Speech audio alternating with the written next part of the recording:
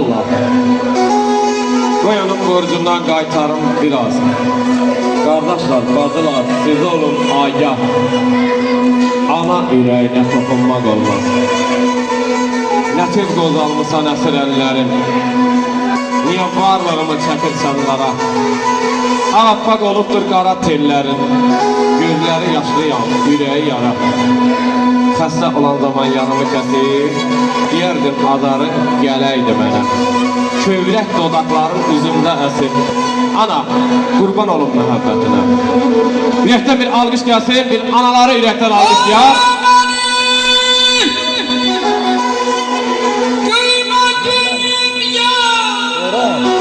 Senden dolanıyor. Onlar yok.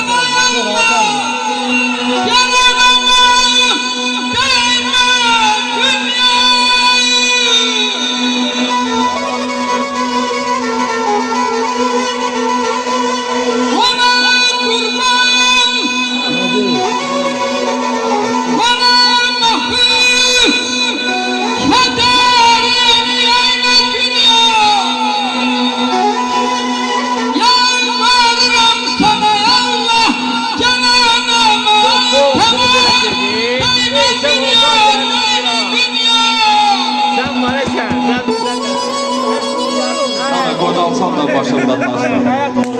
Ana qəlbimdəsən, ürəyimdəsən. Hamıdan səndə dərdə əl açsan. Bir dəfə keçmədin xətaydən sən.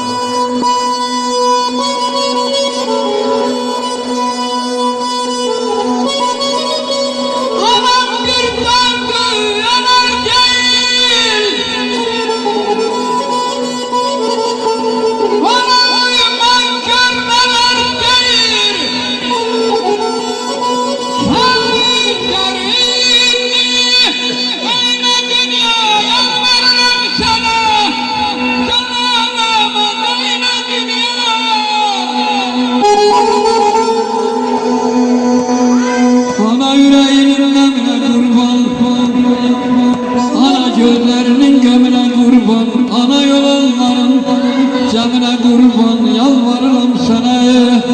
Gel anama yatama değme dünya, ezdim anama.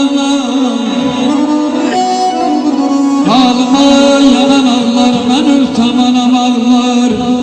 Yaz oğlu yaz kızı ya, yalan ağlar, razıyam hata yeri.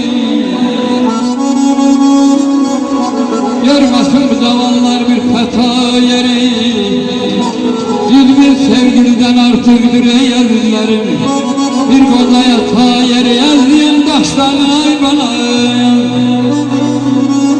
Gel gələk qardaş